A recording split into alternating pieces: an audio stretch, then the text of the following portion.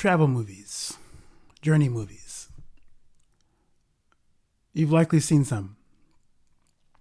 And the one thing they all have in common is that the journey that we're witnessing would be so much more interesting with at least one other person or a group. Now, they can be interesting solo because in the ways that we see internal stuff playing out for the character on this long journey. But for most cases, it's just so much more of an adventure when you've got more than one person going on. So get ready. We're going to discuss a big screening from Cinequest, and that movie is called The Salt Path. Let's discuss.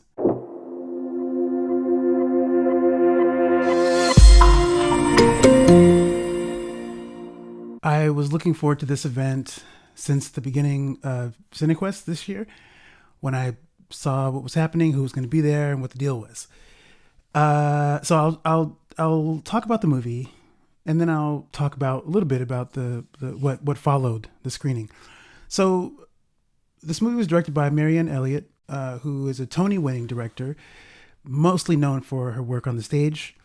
This is her first film, and I got to say, this was a really good film for her first time. You would have thought that she was well practiced, well versed in making movies, but this is her debut, and it's a pretty strong start to if she's going to do more movies, which I hope she does. It's a pretty strong start. I learned about this movie through the Cinequest channels, discovered that Gillian was going to be in it, and immediately I was sign me up. I'm watching that, and then I learned Jason Isaacs was going to be in it, who was also amazing. So I said, well, this is probably going to be an interesting watch. If nothing else, they're going to be good if the movie's not. But I'm happy to report that not only are they good, but the movie is pretty sound as well. Gillian Anderson and Jason Isaacs play Ray and Moth. They're a married couple who find themselves without a home at the start of this movie, and they have to deal with terminal illness. On top of that, they've decided to just go on this walk. But this is not just any walk. This is a walk along the Salt Path, which is 630 miles, which, to give the Californians an equivalent of what that is, it's like walking from Santa Rosa to San Diego, which is wild. On foot, did this walk along the coast over in the UK while contending with terminal illness and like the elements and, running out of food and water, just basic things. It's just mind blowing to me that this is what happened. So that's essentially the story. They've lost their home and livelihoods, and they've just on a whim decided to take this walk. What happens is actually something much more beautiful than that simple synopsis. It's much deeper than the walk. You find that on this journey, now mind you, this couple, they've been married for a lot of years. They have 2 adult children, and so they've lived some life with each other. What you see is that they go on this journey that teaches them a lot about each other, a lot about what's really important. Like, they thought having a home that they built and did everything with, that was like what defined them. But what we see is that that's less important, and how you see also how much more healing it becomes and liberating it becomes for them to be out on their own, away from the sort of the shackles of the day-to-day grind of your work and having to maintain a home and having all these things. When you lose all of that, you're brought down to just like the bare essentials, just the people you care about and things you need to sort of stay alive and junk. So food, water, shelter, things like that, which is, they have a tent. So they're using that on the go. It's a much more emotional and feely movie. And I was surprised at that. I don't know that I expected that. The visuals are amazing. The cinematography is I can't think of a really good word for it, but it's quite astounding, really, just to see the coast and the landscape of the coast and just the color and how all the greens and just the, even when it's stormy, like even what that looks like, there's something really rich in that too. Yeah, it's quite ridiculous. It was reminiscent of something out of like Lord of the Rings or something really grand in scope. It almost doesn't make sense how much of the richness is captured on camera. Helen Levart, the cinematographer, she put her foot all up in that. She did a heck of a job, shot the heck out of the movie. And at the same time, there was a sense I got that like, oh man, for what she captured, there's probably so much more that the camera didn't catch. It almost feels like, how could you encompass all this life and richness and vibrancy into the viewfinder? What she got is great, and it elevates the story beyond just a simple. And because it is simple. The story is a simple story, but with visuals like that, it makes it feel much more grand. And now the more that I talk about it, there is something. There is a link for me to Lord of the Rings, in that Lord of the Rings is simple as well. Like the core plot is simple. You have a ring that needs to be destroyed. You got to go from Rivendell to Mount Doom, and just drop the ring. Drop the ring. You have to destroy it. Right? Very simple. Obviously, it's not simple how they get there, but the concept is simple. You have something, you got to take it somewhere, and then essentially leave it there. The vistas and all the quirky characters that the Fellowship comes across along the way is what make it more. It just makes it more rich, and the visuals similarly makes it feel like, oh, this Middle Earth is like, there are places here on Earth that are beautiful like that. So it's something that we can connect to, but it adds to the grandeur of the journey. And I think I felt similarly watching this movie, because this is a story about a middle-aged couple who's just walking to Land's End, what they're calling, they're just walking, but but it's more complicated, because they're going across crazy terrain and having to deal with all this crazy stuff, the ocean and the elements, and running out of food and all these other things that sort of make it more interesting. And you wonder, how are they going to get through this journey? Will they make it through the journey together? Will they fight and have a big argument and then like split up, whatever it is? Like what's going to happen? You don't know. But what you see, though, that this is actually honestly really a loving couple. They do have a couple little spats, but it's not even. It's just like they feel like a real couple, and it's actually really beautiful to watch how they care about each other along the way. Which brings me to the acting. This is a story that deals with two leads, but make no mistake, I believe that this is Gillian Anderson's movie. She's the lead. We're seeing everything mostly through her perspective, and she's good. She's good in everything, and she's great in this. The other thing that's interesting is about that if you look at Gillian Anderson's career, the first thing I think most people would think of when you think of her is how lovely, how beautiful she is. She's like visually, like how striking she is. You look at all the roles from, X-Files stuff through to Sex Education, The Great, to The Crown, and like, and even when she's playing characters that aren't sort of supposed to be that don't fit the mold of like, oh, the beautiful woman that you expect her to play, she's still beautiful. Even Margaret Thatcher, it's odd. Like if you've seen The Crown, Margaret Thatcher, and you've seen what Margaret Thatcher looks like in real life. But there was a quality that you believed her as Margaret Thatcher, but then still there was something that was captivating about her, that you couldn't help but watch. And I think the same is true here, but in some ways more so, because she's playing a character who absolutely does not fit the mold of characters that Gillian Anderson is labeled to play. She is a woman who is, you see her without any makeup, with her hair is disheveled. She's like sweaty and dirty and out there in the elements and junk, and still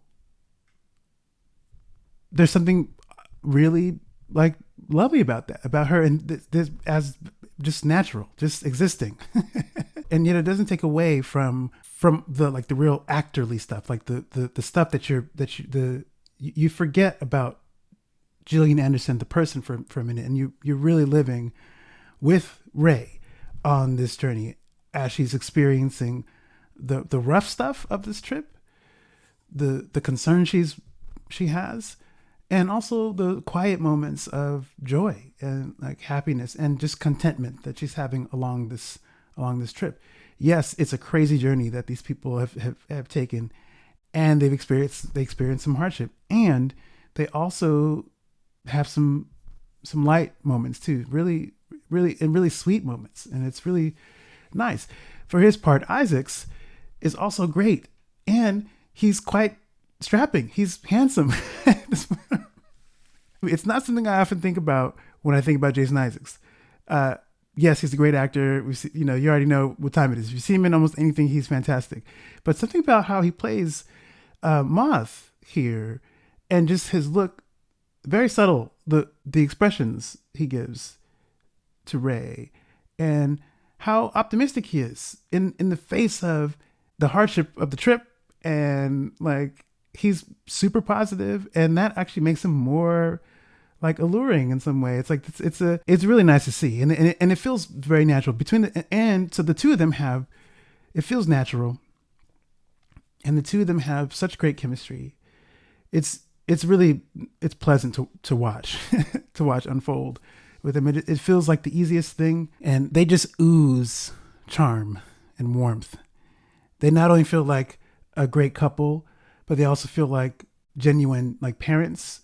They feel like the empathy just pours off the screen. You can feel the empathy they might feel for someone in the world, whatever it is.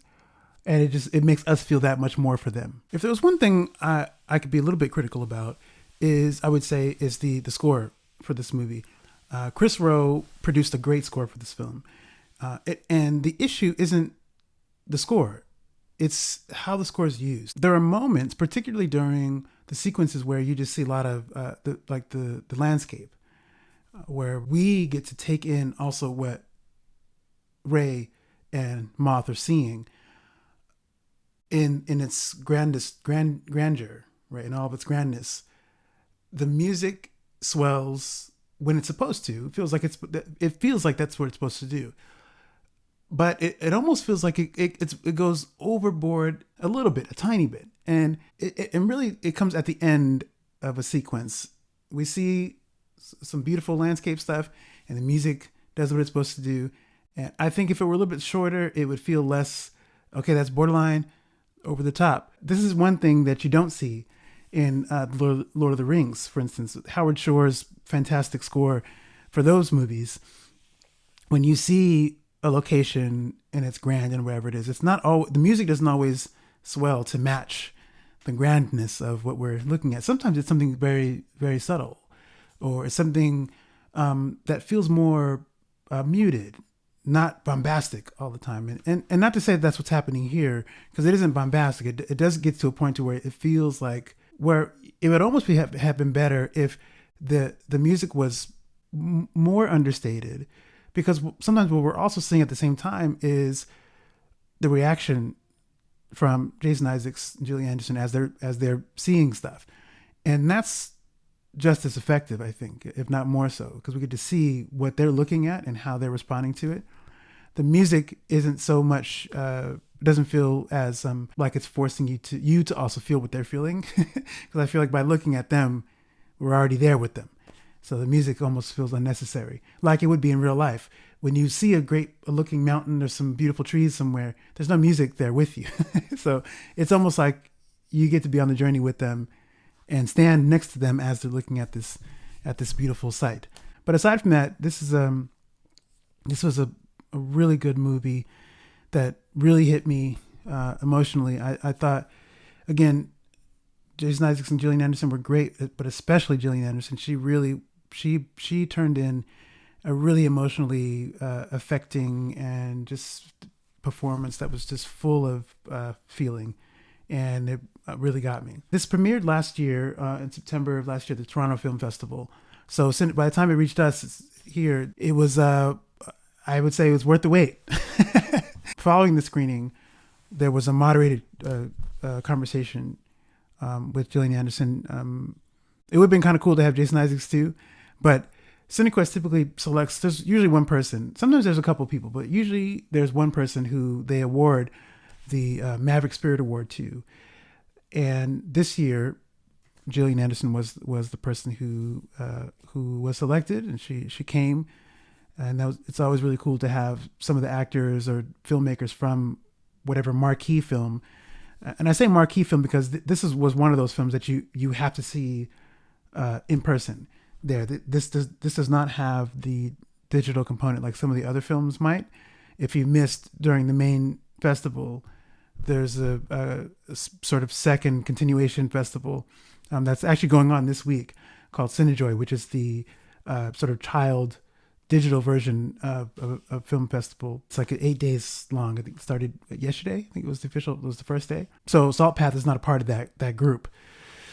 But you were there in person, you got to see it, and you got to see her, and which is cool. It's one of those moderated conversations are interesting because they're timed, and so sometimes you get some nuggets of insight from the actors if they're given good questions. My main dig on that discussion was that I don't feel like the moderator asks particularly insightful questions. Makes it a little bit hard to go like, man, it was great that she was here, but I wanted more about the movie. Of course, a bunch of questions came about bigger roles from her, other roles that she's sort of famous for, like X-Files came up, Sex Education came up, The Crown came up. Big, these are big things in her career, whatever it is that sort of she's known for.